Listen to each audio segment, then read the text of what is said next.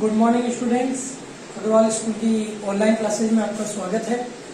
मैं बात कर रहा हूँ, पिछली क्लास में मैंने जो चैप्टर 1 है उसमें प्रतिलोम फलन ज्ञात एक अवयव के रूप में प्रतिलोम और प्रतिलोम फलन के बारे में बात की थी। साथ ही प्रतिलोम फलन का परिसर और प्रांत भी निकाला था। प्रतिलोम फलन का प्रांत व परिसर के बारे में भी बात की थी पिछली क्लास में। आज हम बात कर रहे हैं कि आज प्रतिलोम फलन के गुणधर्म के बारे में बात कर रहे हैं। आगे उससे जस्ट आगे वे प्रतिलोम फलन के गुणधर्म, मैंने पिछली क्लास में तो प्रतिलोम फलन का इनवर्स वगैरह निकालना बता दिया था। अब आगे चल रहे हैं आज प्रतिलोम फलन के गुणधर्म के बारे में। तो ये एक प्रॉपर्टी है प्रतिलोम फलन की कि एक ही आच्छादक फलन का प्रतिलोम अद्वितीय होता है।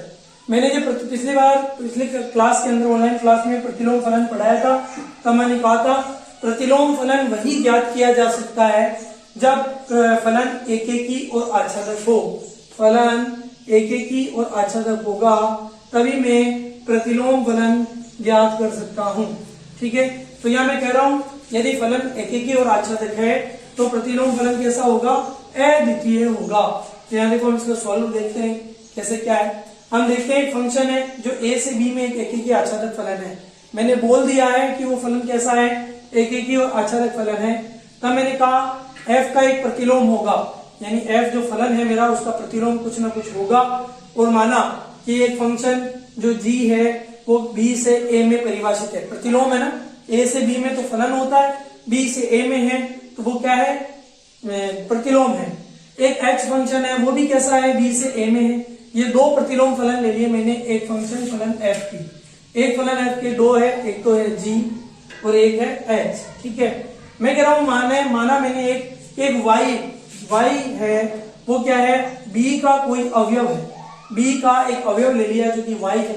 तो मैं यहां देख रहा हूं, देखो फलन निकाला g ऑफ y जिसका मान मैंने बताया x1। ठीक है, एक फलन लिया h ऑफ y, एक h ऑफ y जिसका मान ले लिया मैंने x2, g ऑफ y का मान x1, h ऑफ y का मान x2। दोनों फलनों का एक एक मान ले लिया x1 और x2। तब मैंने देखा g ऑफ y बराबर मेरा है x1, h ऑफ y बराबर है मेरा x2। तो ये मेरा क्या है?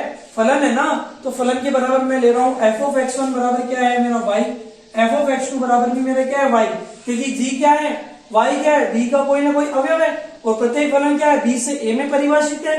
तो ये f ऑफ x1 का मान भी y, f ऑफ x2 का मान भी y। तब मैं कह रहा हूं कि f y और y जब ये दोनों फलन बराबर है, मैं कह रहा हूं f ऑफ x1 बराबर भी y, f ऑफ x2 बराबर भी y। तो जहां मैं कह सकता हूं कि LHS बराबर RHS या RHS बराबर LHS जो है, तो यहाँ लेफ्ट हैंड साइड का मान मेरा दोनों तरफ बराबर है। तो यहां से मैं कह सकता हूं समीकरण 1 और समीकरण 2 से कि RHS का मान भी कैसा होगा? बराबर होगा। तो यहां मैं कह सकता हूं f ऑफ x1 किसके बराबर है? f ऑफ x2 के। क्यों? क्योंकि इसका y किसके बराबर है? y के। तो f ऑफ x1 किसके बराबर है? f ऑफ x2 के। तो ये मेरा क्या हो गया? x1 बराबर x2। x1 बराबर x2 होने का मतलब है मेरा फलन g ऑफ y और h ऑफ y भी बराबर है, जो क्या है? जहां y क्या है? बिलोंग कर रहा है b से, क्योंकि मैंने कहा था y क्या है? b का कोई ना कोई अवयव। तो g बराबर मेरा h हो जाएगा, जो कि f का कोई f क्या है? एक प्रतिलोम अद्वितीय फलन है। इस तरीके से हम प्रतिलोम फलन के गुणधर्म में पहला कि एकेकी आच्छादक फलन का प्रतिलोम अद्वितीय होता है, इस प्रकार हम ज्ञात कर सकते हैं।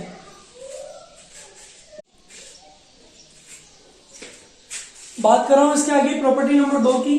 तो प्रॉपर्टी नंबर 2 है यदि एक फलन जो a से b में एकेकी आच्छादक फलन है तो f इनवर्स b, यानी उसका इनवर्स निकाला मैंने, f इनवर्स b इक्वल जो है जो किसमें परिभाषित है? a में।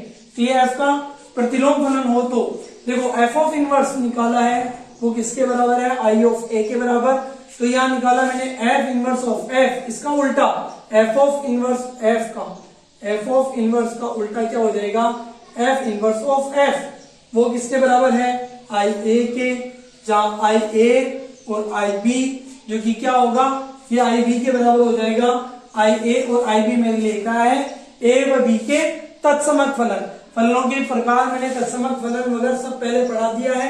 तो तत्समक फलन में देखें कि तत्समक फलन किसे कहते हैं।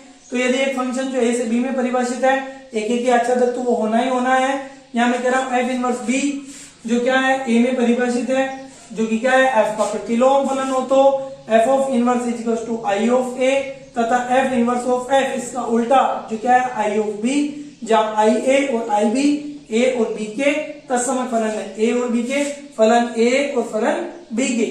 ठीक है, बात कर रहा हूं इसकी अगली प्रॉपर्टी कि यदि एक की आच्छादक फलन एक की आच्छादक फलन का प्रतिलोम भी एक की आच्छादक फलन होगा।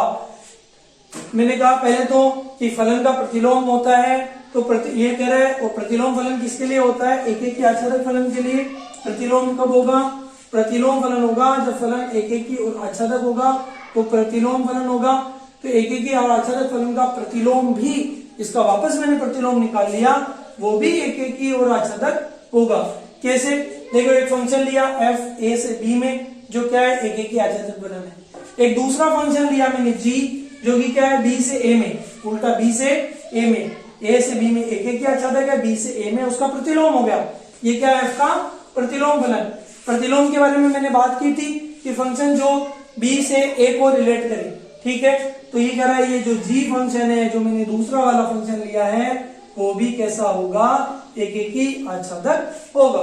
इसकी तीसरी अगली चौथी प्रॉपर्टी जो मैंने एक प्रॉपर्टी पहले पढ़ ली, दूसरी प्रॉपर्टी मेरी ये थी, तीसरी ये और चौथी प्रॉपर्टी ये कि यदि एक फलन f और g दो फलन है जो कि कैसे है एक की ओर आच्छादक है, तो गॉफ का प्रतिलोम, देखो हमने संयुक्त फलन निकालना देखा, फॉर गॉफ ये संयुक्त फलन निकालने देखे, तो ये कह रहा है एक संयुक्त फलन दिया हुआ है गॉफ, इसका प्रतिलोम विद्यमान होगा, यानी इसका इनवर्स मैं निकालूंगा इस गॉफ का। तो गॉफ का इनवर्स निकालू तो क्या हो जाएगा, उल्टा f inverse of g inverse. देखो ये गॉफ का इनवर्स ये निकाल रहा हूं तो उल्टा निकालूंगा, प्रतिलोम निकालना है मेरे को, तो क्या निकल जाएगा f inverse of g inverse, ये मेरे को प्राप्त होता है। तो इस तरीके से प्रतिलोम फलन के गुणधर्म इस प्रकार है।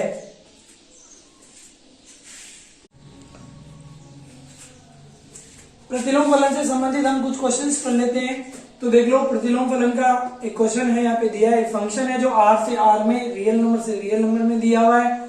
फंक्शन दिया हुआ है मेरा x square plus 5x plus 9 हो, तो मेरे को मान निकालना है f इनवर्स 8 का और f इनवर्स 9 का।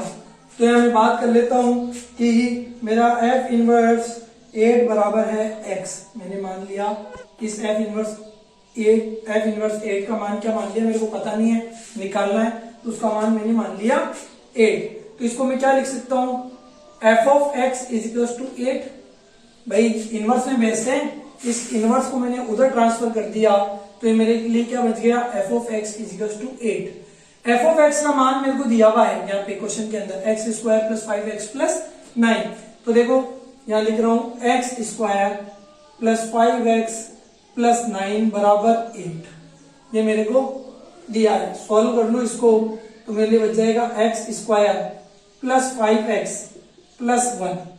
क्यों 1 क्यों बचेगा, क्योंकि ये देखो प्लस का 9 और माइनस का 8 बराबर 0, ये मेरे लिए बच गया x square plus 5x plus 1 बराबर 0। यहाँ से मेरे को x का मान निकालना है, तो मैं x का मान निकाल सकता हूँ। यहाँ फॉर्मूला लगाऊंगा x का मान निकालने के लिए, एक द्विघात समीकरण है और मैं फॉर्मूला लगा सकता हूँ minus b plus minus under root b square minus 4ac upon 2a, जो मेरा क्या है श्रीधराचार्य सूत्र है, उसको मैं यहाँ काम में ले रहा हूँ। तो ध्यान दो, देखो इसका फॉर्मूला निकाल रहा हूँ मैं x का ले minus b minus 5 plus minus under root b का स्क्वायर 5 का स्क्वायर 25 माइनस 4 a का मान a और c का मान a, यानी ये a ही हो गया मेरे लिए, 4 ही हो गया, और अपॉन 2a यानी केवल 2। जिसको मैं सॉल्व करूंगा तो मेरे लिए आएगा माइनस 5 प्लस माइनस 25 में से 4 गए तो क्या होगा अंडर रूट 21 बटे हुए 2। तो यहाँ मेरे लिए x के दो मान मेरे को प्राप्त हो गए। x के दो मान मुझे कौन कौन से प्राप्त हुए, एक f इनवर्स 8 के लिए मेरे को मान प्राप्त हुआ, क्या क्या मान प्राप्त हुआ, एक तो हुआ माइनस 5 प्लस अंडर रूट 21 बटे हुए √21/2, एक मान मेरे को 5 प्राप्त हुआ -5 माइनस √21/2। यहां से ये मेरे को दो मान प्राप्त हो गए। फिर मेरे को ये तो हुआ f इनवर्स 8 का मान मैंने निकाल लिया।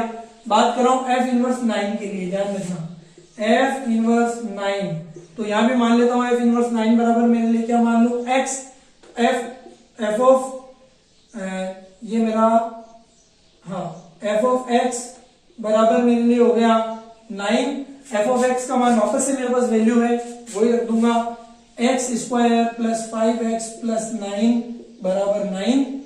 तो ये मेरे लिए हो गया x² प्लस 5x, ठीक है मान। तो यहां से मेरे लिए x का मान आ जाएगा बराबर 0। तो x के लिए मान आ जाएगा मेरा, एक तो मान आ जाएगा 0, एक मान आ जाएगा -5। तो यहाँ मैं लिख सकता हूं f इनवर्स 9 के लिए मेरे को मान क्या प्राप्त होगा। भाई इक्वेशन सॉल्व करना 10वीं तक सीखा है, वही करना है हमारे को। इक्वेशन सॉल्व करेंगे तो ये x के मान मेरे पास 0 और -5 मेरे को मिल जाएंगे, ठीक है।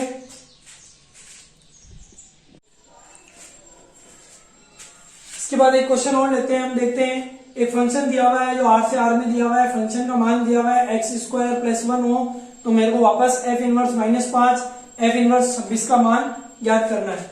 इसका सॉल्यूशन देखता हूं मैं। तो देखो यहां दिया हुआ है, मेरे को क्या निकालना है, f इनवर्स -5 का मान निकालना है। तो मैंने इसको मान लिया x, ठीक है। यहां से वापस शिफ्ट कर दूं तो f ऑफ x का मान मेरे लिए क्या आ जाएगा -5। f ऑफ x की वैल्यू मेरे को दी हुई क्या, x² प्लस 1। तो ये मेरा x² plus 1 equals to -5। x² का मान मेरा क्या हो जाएगा -5, ये प्लस का 1 इधर गया -1, x² इक्वल्स टू -6। x का मान निकालूंगा तो क्या हो जाएगा प्लस माइनस √-6। यहां मैं क्या देख रहा हूं, मेरा √-6 कोई वास्तविक संख्या नहीं है, रियल नंबर नहीं है। √-6 कोई वास्तविक संख्या नहीं है। तो वास्तविक संख्या नहीं है तो मेरा f इनवर्स -5 का मान क्या आ जाएगा, एक तरीके से क्या हो जाएगा, कोई मान नहीं है तो मेरे लिए क्या हो जाएगा 5 मान इसका प्राप्त हो जाएगा। बात कर रहा हूं इसका दूसरा मान निकालना है, f inverse 26 equals to x, वही f ऑफ x बराबर 26। f ऑफ x की वैल्यू x² प्लस 1 बराबर 26, x² इक्वल्स टू 25, x का मान ±5।